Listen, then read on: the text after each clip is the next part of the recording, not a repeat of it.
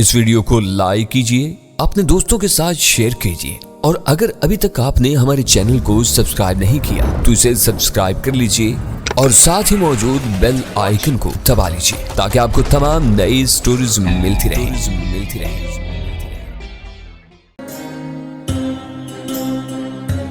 बिस्मिल्लाहिर्रहमानिर्रहीम। Discover original के मुअज़्ज़ज़ नाज़रीन, अस्सलामु अलैकुम। अब किस नंबर 480 मुलाहिज़ा फरमाएं। नाज़ो ने जूते उतार के पानी और रेत को बाहर झाड़ा। नहीं, मुझे भी खराशें महसूस हुई हैं। ये लिबास बहुत अच्छा रहा। तुम एक हैरत अंगेज़ लड़की हो, मैंने कहा। पहले भी तुमने बहुत मुश्किल काम किए हैं, इस वक्त भी कमाल कर दिया तुमने। आधी रात के अंधेरे में ऐसे खतरनाक समंदर को तैर कर अबूर करना अच्छे मर्दों के बस की बात नहीं। तुमको डर नहीं लगा? वो हंसी। मैं अकेली तो नहीं थी। तुम पर एतमाद मेरी असल ताकत था।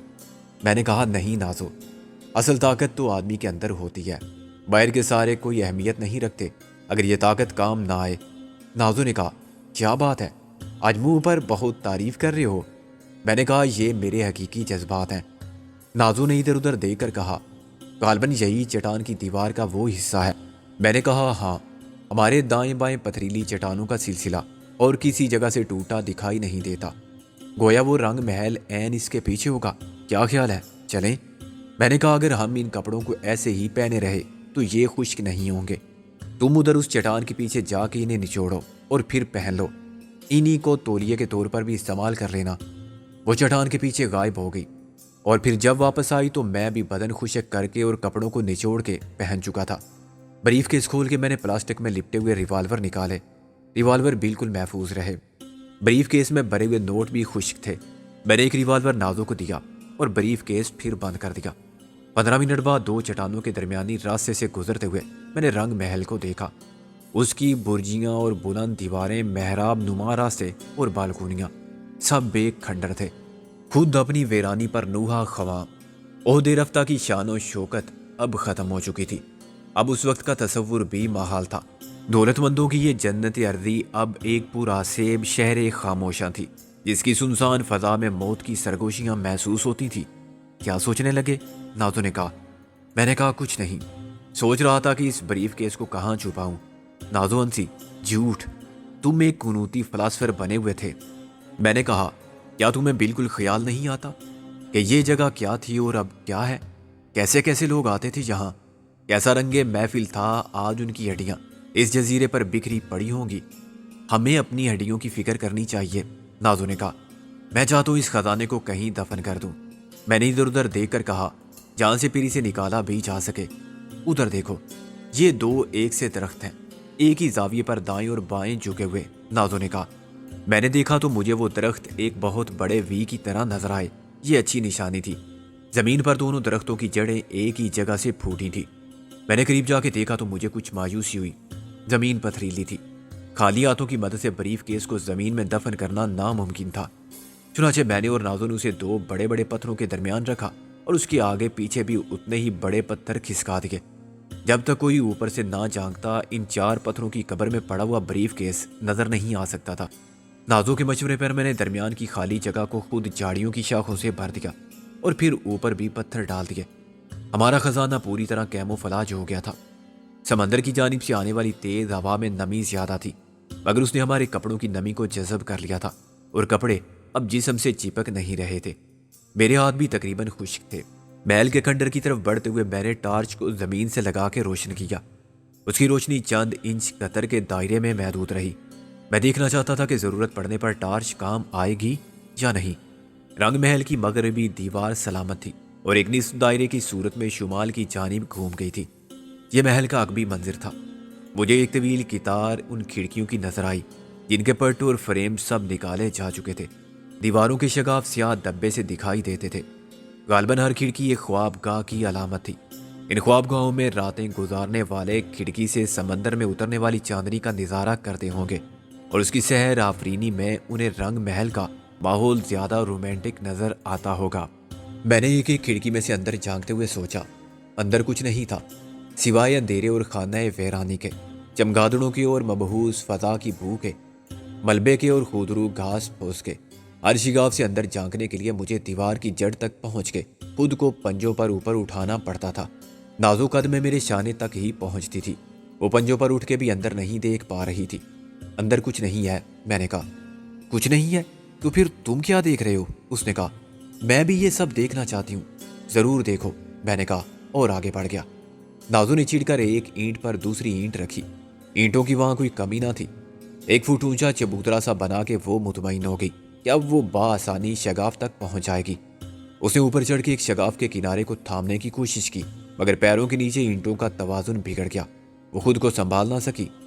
میں گرنے کی آواز پر پلٹا اور دوڑ کر اسے اٹھانے گیا، مگر وہ خفت مٹانے کے لیے خود ہی فوراً اٹھ کھڑی ہوئی۔ کیا ہوا؟ میں نے کہا۔ کچھ نہیں، میں کچھ نہیں دیکھ رہی تھی، وہ بولی۔ ابھی اڈی پسلی ایک ہو جاتی، میں نے کہا۔ موچ آ جاتی تو تمہارا بوجھ بھی ڈھونا پڑتا، جان بچا کے بھاگنا بھی مشکل ہو جاتا، مرتا تمہارے ساتھ میں بھی، غالب اور محسن کے لیے کچھ کرنے سے پہلے ہی۔ میری برہمی پر نازو شرمندہ نظر آ رہی تھی۔ اس سے زیادہ کچھ کہنا مناسب بھی نہیں تھا۔ وہ رو پھٹتی جان لڑنے لگتی، چنانچہ میں خاموش ہو گیا۔ اسی وقت میرے کانوں نے انسانی آوازیں سنی۔ کسی نے بہت قریب سے پوچھا تھا، یہ کیا تھا؟ جسے مخاطب کیا گیا تھا اس نے معلوم نہیں کیا جواب دیا۔ او یار، کیسا شور تھا یہ، جیسے دیوار گری ہو۔ ابے تو گری ہوگی دیوار، دوسرے نے کہا۔ کیا باقی دیواریں ایسی ہی کھڑی رہیں گی؟ میں نے اور کچھ نہیں سنا۔ ایک جھٹکے سے میں نے نازو کو اپنے ساتھ کھینچا اور کمر سے پکڑ کے اوپر اٹھا دیا۔ وہ ایک دیوار کے خلا میں سے اندر اتر گئی۔ پھر میں نے خود کو ہاتھوں کے بل پر اوپر اٹھایا اور اس اندھیرے ویران کھنڈر میں پہنچ گیا جس میں چمگادڑیں بھری پڑی تھیں۔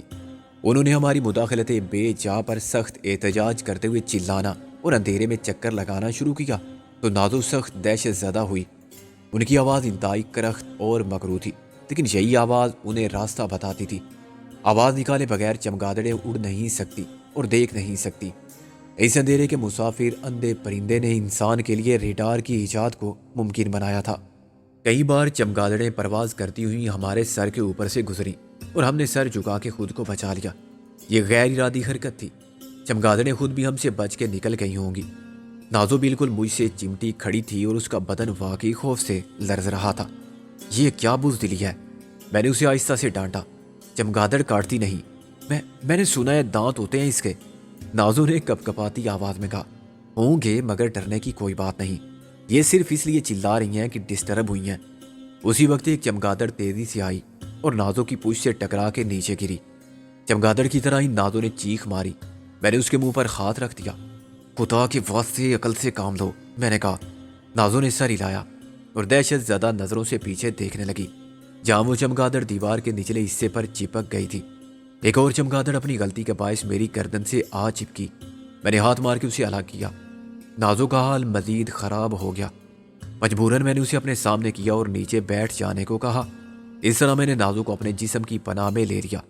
وہ بچوں کی طرح سر گھٹنوں میں دیے بیٹھی رہی۔ عورت کی ذات بھی مجموعہ تضادات ہے۔ کہاں وہ نازو جو دشمنوں پر بجلی بن کے گرتی ہے، ایک بار میں گردن توڑ کے اپنے سے 100 گنا قوی مرد کو موت کے گھاٹ اتار دیتی ہے، ریوالور اور مشین گن کی گولیوں سے دشمن کے جسم چھلنی کر دیتی ہے اور مسکراتی رہتی ہے۔ کہاں یہ نازو جو چمگادڑ جیسے بے ضرر جانور کے خوف سے مری جا رہی تھی۔ ایسا ایک تماشا میں نے پہلے بھی دیکھا تھا، جب رابعہ اور نازو کو ایک چوہے نے اتنا ہی دہشت میں مبتلا کر دیا تھا، اور جب تک ہم نے اس چھوٹے سے چوہے کو مار نہیں دیا تھا وہ بیڈ پر چڑھی چلاتی رہی تھی۔ اس پرانے واقعے کو یاد کر کے میرے لبوں پر مسکراہٹ آ گئی۔ باہر جانگتے ہوئے میں نے پوری توجہ ان آوازوں پر مرتکز رکھی جو دوبارہ سنائی نہیں دی تھی۔ معلوم نہیں وہ کون تھے، جو شاید قریب آ کے دور چلے گئے تھے۔ اینٹوں کے گرنے کی آواز نے انہیں متوجہ کر لیا تھا، تو وہ نازو کی چیخ پر کیوں متوجہ نہیں ہوئے تھے؟ اینٹوں کے گرنے پر تو انہوں نے فرض کر لیا تھا کہ کھنڈر کی کسی خستہ حال دیوار کا کوئی حصہ گرا ہوگا، لیکن نازو کی چیخ کو انہوں نے کیوں نظر انداز کیا؟ انہیں شک کیوں نہیں ہوا کہ چمگادڑیں اچانک رات کو کیوں چلانے لگی ہیں؟ کھڑکی کے اندر تاریکی نسبتاً گہری تھی۔ باہر کے نیم روشن اندھیرے سے کوئی اندر دیکھتا تو اسے کچھ نظر نہ آتا، لیکن میں اندھیرے کی پناہ میں رہ کے باہر کا منظر بہت بہتر طور پر دیکھ سکتا تھا۔ اچانک بائیں اور دائیں جانب سے 2 سائے نمودار ہوئے۔ وہ بہت احتیاط کے ساتھ پھونک پھونک کر قدم رکھتے آ رہے تھے۔ میں سمجھ گیا کہ نازو کی چیخ نے انہیں ہمارا سراغ دے دیا ہے۔ جزیرے پر کسی اجنبی کی موجودگی ثابت ہو چکی تھی۔ کوئی عورت چلائی تھی تو اس سے یہ نتیجہ بھی اخذ کیا جا سکتا تھا کہ اس کے ساتھ کوئی مرد ضرور ہوگا۔ وہ کون ہے جو اس کھنڈر میں چھپے بیٹھے ہیں؟ مفرور مجرم، خلوت کے طلبگار یا دشمن؟ وہ اب یہی دیکھنے کے لیے آ رہے تھے اور انہیں تلاش کا مسئلہ درپیش نہیں تھا۔ چمگادڑوں کے شور نے انہیں ہمارا سراغ دے دیا تھا۔ میں نے نیچے جھک کر کہا، نازو، 2 آدمی آ رہے ہیں، دونوں مسلح ہیں۔ میرا خیال ہے کہ دونوں کے پاس مشین گنیں ہیں۔ نازو کی حالت میں ایک انقلابی تبدیلی آئی۔ یک لخت وہ کوئی عام لڑکی نہیں رہی، وہ نازو بن گئی، جس کی مدد پر میں پوری طرح انحصار کر سکتا تھا۔ کس طرف سے آ رہے ہیں؟ اس نے کھڑے ہو کر کہا۔ دونوں طرف سے آ رہے ہیں، تمہاری دعوت پر۔ میں نے کہا، آنے دو، خاطر تواضع بھی ہو جائے گی، نازو نے مضبوط پر یقین لہجے میں کہا۔ میں نے پھر باہر جھانک کر دیکھا تو مجھے 2 کی جگہ ایک سایہ نظر آیا۔ میں نے آنکھیں پھاڑ کے زیادہ غور سے پس منظر کی تاریکی میں دوسرے سائے کو تلاش کرنے کی بے سود کوشش کی۔ وہ اگر ہوتا تو ضرور نظر آتا، قریب آ جانے کے بعد زیادہ نمایاں ہوتا، مگر وہ غائب ہو چکا تھا۔ میں اسے بھوت یا آسیب نہیں تسلیم کر سکتا تھا جو پل میں نظر آئے اور پل میں اوجھل ہو جائے۔ وہ کسی خاص مقصد کے تحت روپوش ہوا تھا، اور یہ مقصد تھوڑا سا سوچنے پر فوراً میرے ذہن میں آ گیا۔ وہ بھی کسی کھڑکی میں داخل ہو گیا تھا۔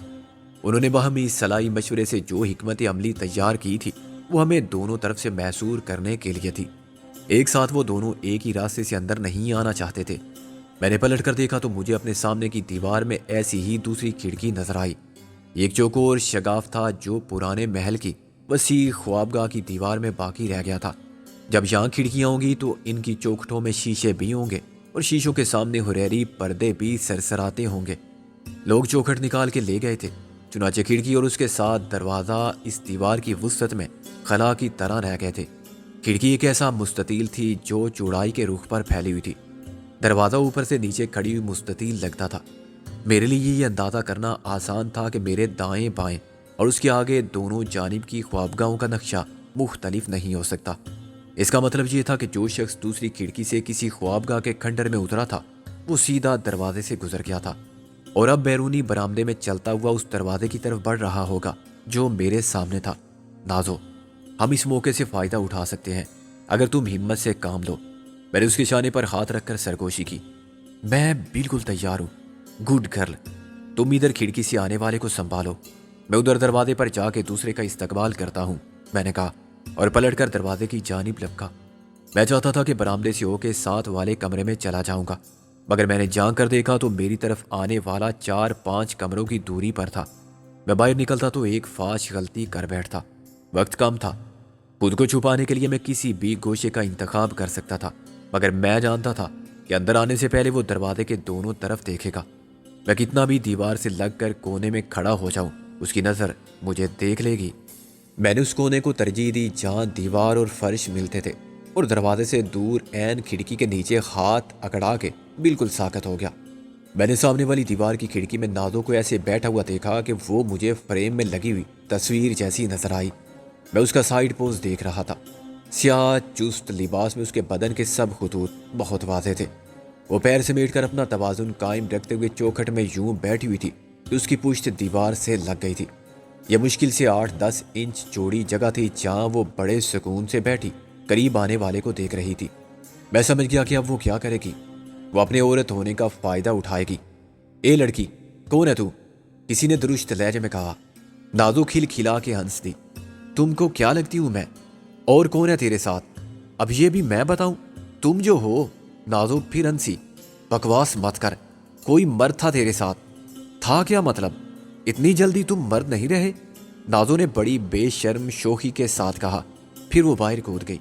میں نے اچانک کھڑکی کے خلا میں ایک سایہ نمودار ہوتے دیکھا۔ اندر کون ہے؟ وہ گھرا کے بولا۔ سامنے آ جاؤ ورنہ گولی مار دوں گا۔ یہ ایک ایسی بات تھی جیسی ایک ماسٹر صاحب نے غصے میں کی تھی کہ جو بچے غیر حاضر ہیں وہ کھڑے ہو جائیں۔ جب میں نے کوئی حرکت نہیں کی تو اس نے ٹارچ روشن کی۔ ٹارچ کی تیز روشنی کا دائرہ ویران کھنڈر کمرے کی ایک دیوار سے دوسری دیوار تک گیا۔ چمگادڑوں نے پھر وحشت میں چیخنا اور گردش کرنا شروع کیا۔ میں اس روشنی کے زد میں نہیں آیا۔ چراغ تلے اندھیرا والی بات پھر درست ثابت ہوئی۔ میری تھوڑی سی دور اندیشی نے مجھے بچا لیا تھا۔ اس نے آگے جھک کر عین کھڑکی کے نیچے دیکھنے کی ضرورت ہی محسوس نہیں کی۔ کمال ہے، وہ بڑبڑایا، کوئی بھی نہیں ہے یہاں تو۔ باہر سے ایک ایسی آواز آئی جیسے کوئی ٹہنی چٹکی ہو۔ مگر پھر درخت زمین پر گر گیا۔ نازو کو ایک نازک حسین لڑکی سمجھنے کی غلطی کرنے والا اپنے انجام کو پہنچا۔ میں نے وہیں لیٹے لیٹے جان لیا۔ ٹارچ کی روشنی ایک لکیر کی صورت میں سامنے والی کھڑکی کے خلا سے گزری۔ روشنی کو باہر کی تاریکی نے جذب کر لیا۔ ٹارچ والا اب دروازے کی طرف سے کمرے میں آیا اور سیدھا آگے بڑھا۔ شاید وہ دیکھنا چاہتا ہوگا کہ اس کا ساتھی کہاں ہے۔ وہ اسے بتانا چاہتا ہوگا کہ ان کا اندازہ غلط ہو گیا اور اس کمرے میں کوئی نہیں جس میں چمگادڑیں چلا رہی ہیں۔ میں نے اسے پیچھے سے جس لگا کے جا لیا۔ اسے پلٹ کر دیکھنے اور حیران ہونے کا موقع بھی نہیں ملا۔ میرے ایک ہاتھ نے اس کی گردن کو شکنجے کی طرح جکڑ لیا۔ سانس رک جانے سے وہ تڑپا، مگر میری گریف سے نکلنا ممکن نہ تھا۔ پیچھے سے ہاتھ مار کے میں نے اس کی گردن توڑ دی۔ اس کا سر ایک دم آگے جھک کر جھولنے لگا تو میں نے اسے چھوڑ دیا اور وہ فرش پر سر کے بل جا گرا۔ میں نے اس کی مشین گن اٹھائی اور کھڑکی کی طرف لپکا۔ نازو کھڑکی کے نیچے کھڑی مسکرا رہی تھی۔ اس نے مشین گن میری طرف اچھال دی۔ میں نے اسے بڑی مشکل سے کیچ کیا اور نیچے رکھ دیا، اس مشین گن کے ساتھ جو ابھی میں نے چھینی تھی۔ نازو نے اپنے دونوں ہاتھ اوپر اٹھائے۔ میں نے اپنے ہاتھ نیچے بڑھائے اور وہ سپرنگ کی طرح اچھل کے اندر آ گئی۔ یہ ٹارچ تو بجھا دینی تھی، نازو نے کہا۔ میں نے کہا دراصل یہ جب گرا تو ٹارچ اس کے ہاتھ میں تھی۔ میں پہلے تمہیں دیکھنا چاہتا تھا۔ وہ بیچارہ بھی بس دیکھتا رہ گیا۔ میں نے بڑے پیار سے بلایا تھا۔ نازو نے ٹارچ اٹھا کے آف کر دی۔ بے وقوف تھا کہ تم پر اعتبار کر گیا۔ اعتبار اس نے مجھ پر نہیں کیا تھا، اسے اپنی مردانہ شاہ زوری پر اور مشین گن پر بھروسہ تھا، نازو نے کہا۔ کون ہے آخر یہ لوگ؟ یہ بھی کوئی پوچھنے کی بات ہے؟ ظاہر ہے ان کو کسی نے پہرے داری پر مامور کیا تھا۔ یہ پوچھو کہ وہ کون ہیں جن کے یہ پہرے دار تھے، میں نے کہا، اور نیچے بیٹھ کے لاش کے کپڑوں کی تلاشی لی۔ اس شخص نے خالی بش شرٹ اور پتلون پہن رکھی تھی۔ وہ 24-25 سال کا نوجوان تھا۔ مجھے اس کے یوں مارے جانے کا افسوس ہوا۔ اسے کب معلوم ہوگا کہ دست اجل عین جوانی میں اس پر یہاں شب خون مارے گا۔ اس کی جیب میں ایک پرس تھا۔ پرس میں 100 روپے اور کچھ چھوٹے نوٹ تھے۔ قابل اعتراض تصاویر کا ایک البم تھا جس پر نظر پڑتے ہی نازو کا چہرہ لال ہو گیا۔ ایک اور تصویر کسی نوجوان لڑکی کی تھی، سیدھی سادی عام سی لڑکی جو شاید اس کی محبوبہ منگیتر یا بیوی تھی۔ تم نے اس دوسرے آدمی کی جامہ تلاشی لی؟ ہاں، مگر وہ اتنا اچھا ذوق نہیں رکھتا تھا، نازو نے کہا۔ صرف پیسے تھے اس کی جیب میں، نام پتہ کچھ نہیں۔ کیا کرنا ہے نام پتے کو؟ کون سا کتبہ لگے گا ان کے سرانے؟ میں نے کہا۔ آؤ اب چلیں اور دیکھیں ایسے کتنے محافظ اور ہیں۔ ہم ایک کمرے سے دوسرے کمرے میں چلتے گئے۔ یہ سب بالکل ایک سے کمرے تھے۔ سمندر کے رخ کھلنے والی سب کھڑکیاں اپنی خواب گاہوں سے طلوع آفتاب کا منظر پیش کرتی ہوں گی، مگر شفق کا سنہرا اجالا شیشوں تک پہنچ کر رک جاتا ہوگا۔ اندر لذت خواب سحر میں ڈوبے ہوئے خمار آخر شب کے ساتھ اپنی خلوت کے اندھیروں میں سوتے رہتے ہوں گے۔ میں نے سوچا کسی بھی قدیم تاریخی عمارت کو دیکھتے ہوئے ذہن ماضی کے چروکوں سے جھانکنے پر مجبور ہو جاتا ہے۔ ایک جگہ اچانک وہ برآمدہ ختم ہو گیا۔ میں نے کھلے آسمان کو ایک وسیع 4 دیواری سے دیکھا۔ اس 4 دیواری پر پہلے بھی چھت نہیں تھی۔ چھت گیری ہوتی تو اس کا ملبہ اندر ہی موجود ہوتا۔ میں نے ٹارچ روشن کر کے دیکھا تو ایک دیوار کے ساتھ اوپر جانے کا راستہ نظر آیا۔ روشنی چند زینوں پر محدود رہی۔ میں نے روشنی کو آگے بڑھایا۔ اسی دیوار کے دوسرے کنارے پر زمین میں خلاصہ تھا۔ لائٹ آف کر کے میں نازو کے ساتھ آگے بڑھا۔ پھر میرے کانوں نے آوازیں سنی۔ وہ جگہ جو زمین میں ایک دھنسی ہوئی قبر جیسی نظر آتی تھی کچھ روشن ہو گئی۔ یہ روشنی نیچے سے آ رہی تھی۔ میں نے نازو کا ہاتھ تھاما اور پلٹ کر بھاگا، لیکن بھاگ کر چھپنے کے لیے کوئی جگہ نہیں تھی۔ زینے سے کوئی اوپر آ رہا تھا۔ میں نے نازو سے کہا کہ وہ زمین پر لیٹ جائے۔ میں خود بھی لیٹ کر رینگتا ہوا واپس گیا۔ کوئی شخص ٹارچ چلاتا باریک قدموں سے چلتا اوپر آ رہا تھا۔ جب اس کا سر زمین سے طلوع ہوا تو میں اس سے کافی دور تھا، اور اگر رینگتا ہوا جاتا تو اس تک نہ پہنچ پاتا۔ چنانچہ میں نے پیچھے سے اسے قابو کرنے کا فیصلہ کیا۔ شاید نازو نے دوری سے اندازہ کر لیا تھا کہ مجھے دشواری کا سامنا ہے۔ اس نے بڑی ذہانت کا ثبوت دیا اور وہیں لیٹے لیٹے ہاتھ گھما کے ایک پتھر پھینکا۔ پتھر دیوار پر لگا تو اوپر آتے ہی اس شخص نے آواز کی سمت میں دیکھا اور مجھے اٹھنے کی مہلت مل گئی۔ میرے قدموں کی آہٹ پر وہ ایک دم گھوما۔ سیاہ لباس میں ایک شخص کو مشین گن کے ساتھ حملہ آور ہوتا دیکھ کر ایک لمحے کے لیے وہ مفلوج ہو گیا۔ پھر اس نے اپنی مشین گن اٹھانے اور منہ کھول کے چلانے کی کوشش کی، مگر میں نے اسے دبوچ لیا۔ اس کے ہاتھ سے مشین گن چھوٹ گئی۔ آواز نکلتے ہی میرا ہاتھ اس کے منہ پر جم گیا۔ میں نے اس کی گردن کو بغل میں دبا کے ایک جھٹکا دیا، اس کے قدم اکھڑ گئے۔ میں اسے اپنے ساتھ گھسیٹ کر لے گیا۔ پہلے کمرے کے کھنڈر میں جا کے میں نے اس کو دیوار کے ساتھ لگا دیا اور ایک پاؤں اٹھا کے گھٹنے سے اس کا پیٹ دبا لیا۔ نازو میرے قریب ٹارچ روشن کیے کھڑی رہی، روشنی سیدھی اس کی آنکھوں میں پڑ رہی تھی۔ میں نے کہا، اگر تم زندہ رہنا چاہتے ہو تو اس کی ایک ہی صورت ہے، ہمیں اپنا نیا آقا مان لو۔ تمہارے 2 ساتھیوں کی گردن خام مولی گاجر کی طرح توڑ چکے ہیں ایسے، نازو نے کہا، اور ایک دلچسپ حرکت کی۔ اس نے وہیں کھنڈر کے ملبے سے ایک پرانا لکڑی کا تختہ اٹھا لیا تھا۔ یہ لکڑی کا تختہ بھی نہیں، کسی چوکھٹ کا 1 فٹ لمبا ٹکڑا تھا، 6 انچ چوڑا اور تقریباً 1 انچ موٹا۔ نازو نے اسے پورے اعتماد کے ساتھ ایک ہاتھ سے تھاما، تھوڑا سا اوپر اٹھا کے چھوڑا اور بڑی برق رفتاری سے دوسری ہاتھ کی ہتھیلی کا کھڑا وار کر کے 2 ٹکڑے کر دیا۔ یہ خطرناک مظاہرہ تھا، خطرناک اس لیے کہ نازو آؤٹ آف پریکٹس تھی۔ مشق جاری ہو تو آدمی 1 یا 10 تختے ہاتھ مار کے توڑنے پر قادر ہو جاتا ہے۔ اس کے علاوہ ایسے مظاہروں کے لیے توازن اور ارتکاز کی ضرورت پڑتی ہے۔ نازو نے یہ مظاہرہ اپنی طاقت سے حریف کو امپریس کرنے کے لیے کیا تھا، مگر یہ مظاہرہ ناکام بھی تو ہو سکتا تھا۔ وار کے غلط پڑنے سے نازو کی کلائی ٹوٹ سکتی تھی یا اس کا ہاتھ زخمی ہو سکتا تھا، لیکن اس نے اتفاق سے تختہ 2 ٹکڑے ہو گیا۔ تمہاری گردن اس تختے سے زیادہ مضبوط نہیں ہو سکتی، میں نے کہا، اور یہ تو کھیل تھا عورت کے نازک ہاتھوں کا۔ میرا ہاتھ تمہارے سر کو ناریل کی طرح پاش پاش کر دے گا۔ دہشت اس شخص کی آنکھوں میں اتر آئی تھی۔ اس نے اقرار میں سر ہلایا تو میں نے اسے آزاد کر دیا۔ یہ اچھی طرح سمجھ لو کہ تم نے آواز نکالی تو خود اپنی موت کو آواز دو گے۔ مدد کرنے والے تمہاری لاش ہی اٹھا سکتے ہیں، تمہیں بچا نہیں سکتے۔ تم کون لوگ ہو؟ اس نے مدراسی لہجے میں اردو کا کباڑا کرتے ہوئے کہا۔ ہم سوال کریں گے، تم جواب دو گے، میں نے کہا۔ جواب غلط ہوئے تو ذمہ داری بھی تمہاری۔ ہم پیشہ ور قاتل ہیں اور بہت بڑے ٹھیکے بھی لیتے ہیں۔ پورے خاندان یا برادری کو صاف کرنا ہو، کسی گروہ کا خاتمہ کرنا ہو، تم کس گروہ سے تعلق رکھتے ہو؟ کسی گروہ سے نہیں، وہ اونٹوں پر زبان پھیر کے بولا۔ بیوی بچے تو ہوں گے تمہارے؟ اس نے اقرار میں سر ہلایا۔ ان کی بات مت کرو، میں نے کہا۔ سوچنا تو پڑتا ہے نا کہ بعد میں ان کا کیا بنے گا۔ بعض لوگ اتنے بیوقوف ہوتے ہیں کہ ہم سے زیادہ چالاک اور بہادر بننے کی کوشش کرتے ہیں، خود تو مر کھپ جاتے ہیں، بیوی خوار ہو جاتی ہے۔ آج کل کون مدد کرتا ہے کسی کی؟ بے غرض، خاص طور پر ممبئی میں فوراً آ جاتے ہیں گید۔ نازو نے میری بات کی تائید کی۔ بچے پھر ماں کی کمائی کھا کے پلتے ہیں، میں نے کہا۔ ہماری باتوں کا خاطر خواہ اثر ہوا، وہ ہاتھ جوڑنے لگا۔ بھگوان کے واسطے دیا کرو مجھ پر، میرے دونوں بچے بہت چھوٹے ہیں۔ پھر تو بیوی جوانی ہوگی تمہاری، میں نے سوچ کر کہا۔ بہت برا ہوگا اگر وہ کسی کوٹھے پر نہیں، ایسی نہیں ہے وہ اذیت سے چلایا۔ چلاؤ نہیں، میں نے اس کی گردن دبوچ کے کہا۔ عورت کیسی بھی ہو مجبور ہو جاتی ہے، مجبور کر دی جاتی ہے۔ کون مرنے دیتا ہے ایک جوان خوبصورت عورت کو؟ اور تم کو اس کا اتنا ہی خیال ہے تو پھر بتاؤ کہ یہاں تم کیا کر رہے ہو؟ نازو نے کہا۔ مجھے انہوں نے ملازم رکھا ہے۔ نام بتاؤ ان کا، نازو بولی۔ تریونی نے، اور اس کے ساتھ جو 3 آدمی یہاں آتے ہیں، میں ان کے نام نہیں جانتا۔ صورت تو دیکھی ہوگی ان کی، بڑھیا بتاؤ، میں نے کہا۔ اس نے کہا، ایک تو بہت بڑی داڑھی والا ہے، اس کا پیٹ بھی بہت بڑا ہے، ایک آنکھ میں کچھ فرق ہے، ایک پاؤں سے لنگڑا کے چلتا ہے، موٹے فریم کا باری شیشوں والا چشمہ لگاتا ہے۔ میں نے سوچتے ہوئے کہا، بات بات پر ماشاء اللہ سے سبحان اللہ کہتا ہے۔ اس کا چونکنا دلیل بن گیا کہ میں نے جو تیر اندازے سے چلایا تھا وہ نشانے پر لگا ہے۔ ہاں، تم جانتے ہو اسے؟ میں نے کہا تھا کہ سوال مت کرنا، میں نے گھرا کر کہا۔ دوسرے کا اولیہ بتاؤ۔ دوسرا کوئی نیگرو ہے، کالا، چوڑی ناک والا، سر کے بال سخت اور مڑے ہوئے۔ میں نے کہا، کانوں میں پیتل کی بالیاں پہنتا ہے؟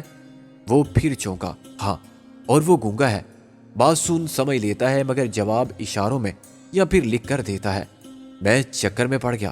پہلے اس نے حاجی عبداللہ کو اولیہ بیان کیا تھا، مگر اس میں ایک بات غلط تھی۔ حاجی عبداللہ کے کسی پاؤں میں لنگ نہیں تھا۔ دوسرا آدمی استاد پیڈرو کے سوا کوئی نہیں ہو سکتا تھا، مگر وہ گونگا نہیں تھا۔ جب اس نے تیسرے آدمی کی بات کی تو میرے اندازے کے مطابق وہ چودھری دلاور ثابت ہوا، مگر اس کے متعلق بھی ایک بات حقائق کے خلاف تھی۔ اس نے کہا کہ تیسرا شخص اندھا ہے اور ہر وقت گہرے سیاہ رنگ کا چشمہ لگاتا ہے، لیکن وہ چھڑی کے بغیر بھی بڑے اعتماد کے ساتھ چلتا ہے۔ میں سمجھ گیا کہ یا تو جانتے بوجھتے یہ شخص اولیے کو غلط کروا رہا ہے، یا ان تینوں نے اپنی شخصیت کے ظاہری روپ کو بدل رکھا ہے۔ میں نے کہا، تم کچھ غلط بیانی کر رہے ہو، ابھی وقت ہے، سوچ لو، اگر کچھ جھوٹ پکا ہے تو بتا دو۔ میں نے سب ٹھیک بتایا ہے، بھگوان کی سوگند کھا کے کہتا ہوں۔ وہ گڑ گڑانے لگا۔ اچھا، झूठ सच सामने आ जाएगा तुम्हारे। ये बताओ कि तुम्हारा यहाँ क्या काम है? जो सब चौकीदार का है, जजीरे के साहिल पर पहरा देना। उसने कहा, हम 6 चौकीदार हैं। जजीरा उन चारों में से किसी के बाप का नहीं। उन्होंने यहाँ पहरा क्यों बिठा रखा है? मैंने कहा, जब माल आता है तो ख्याल रखना पड़ता है कि इधर कोई भी ना आए। कभी कभी लोग ऐसे ही सैर करने आ जाते हैं या किसी को साथ लेकर। उसने नाजू की तरफ देख कर कहा, मैं समझ गया, ये माल क्या होता है? मैंने कहा। वो नफ़ी में सर हिलाने लगा। जब माल आता है तो हम उधर नहीं जा सकते। जहाज से माल उतारने वाले दूसरे लोग होते हैं। तुमने कभी मालूम करने की कोशिश भी नहीं की? नहीं। हमको सेठ त्रिवेणी ने समझा दिया था कि फालतू बात कोई नहीं करेगा, फालतू काम कोई नहीं करेगा। मतलब ये कि जबान बंद रखो और अपना काम करो। सब त्रिवेणी से डरते हैं, आपस में भी बात नहीं करते और इधर उधर नहीं जाते। सबका अपना अपना इलाका है, वहीं घूम फिर के देखते रहते हैं। जो माल यहाँ आता है वो यहाँ से कहाँ जाता है हम क्या बताएं। हम सब दूर रहते हैं। अच्छा, ये माल जाता कैसे है? लांचों पर? उसने इकरार में सर हिलाया। एक रात में माल उतारा जाता है, दूसरी रात लांचे भर भर के कहीं भेज दिया जाता है। 2 दिन सेठ लोग भी यहाँ रहते हैं, उनके साथ और भी बहुत से लोग होते हैं। क्या यहाँ माल नहीं है? उसने नफ़ी में सर हिलाया। परसों गया है माल, अब फिर कोई जहाज आएगा 15 दिन बाद या 1 महीने बाद। गोया भी सेठ लोग यहाँ नहीं हैं। आज आए थे, अभी 2 घंटे पहले वापस गए हैं। सेठ त्रिवेणी की लांच में आए थे, उसी के साथ चले गए। 2 घंटे पहले यानी 12 बजे तक वो सब यहाँ थे? मैंने घड़ी देख कर कहा, क्या कर रहे थे वो लोग? नहीं मालूम, शायद किसी जहाज का इंतजार। मगर तुमने कहा है कि जहाज तो परसों ही खाली हुआ है और अब 15 दिन बाद ही आएगा। कहीं वो हमारा इंतजार तो नहीं कर रहे थे? नहीं मालूम, उसने सर हिला के कहा। अच्छा, तुम नीचे से आए थे, नीचे क्या है? मैंने कहा, कमरे हैं। उसने कदरे तजब्जुब के साथ कहा, अंदर ये मोटर कहाँ चल रही है? मैंने कहा, ये मोटर नहीं है, जनरेटर है। वो बोला, बिजली के लिए अंदर कितने लोग हैं और वो क्या करते हैं? 2 खास आदमी पहले कमरे में रहते हैं और आगे क्या है ये वही जानते हैं। हम आगे नहीं जा सकते। मैंने कहा, तुमने कभी अंदाजा करने की कोशिश भी नहीं की? आखिर अंदर क्या हो सकता है? कोई माल, खजाना, असलहा या सोना, हीरे जवाहरात, स्मगल की हुई शराब। तुमने कुछ तो आते जाते देखा होगा। उसने नफ़ी में सर हिलाया। मैंने ऐसी कोई भी चीज़ आते जाते नहीं देखी, किसी और से भी कुछ नहीं सुना। मैंने बताया है ना कि हम आपस में ऐसी कोई बात नहीं कर सकते। सब एक दूसरे से डरते हैं कि वो मालिकों का मुखबर ना हो। तुमने कहा था कि 6 आदमी साहिल की हिफाजत करते हैं, 2 हमने अभी कुछ देर पहले ठिकाने लगा दिए थे, तीसरे तुम हो, बाकी 3 कहाँ हैं? मैंने कहा, अपने अपने इलाके में होंगे। तुम्हारा इलाका कौन सा है? मैंने कहा। दादू ने उसके जवाब देने से पहले कहा, यह इलाका तुम्हारा नहीं हो सकता। यहाँ तो 2 आदमी पहले से मौजूद थे। क्या तुम अपनी ड्यूटी छोड़ के आए थे? दादू ने अच्छा सलूक किया था। मैंने कहा, और अगर ऐसा ही है तो ये भी बताओ कि ऐसा क्या ज़रूरी काम था जिसकी वजह से तुमको ड्यूटी छोड़ के आना पड़ा? वो बदहवास नजर आने लगा। किसी की ड्यूटी किसी खास इलाके तक महदूद नहीं रहती।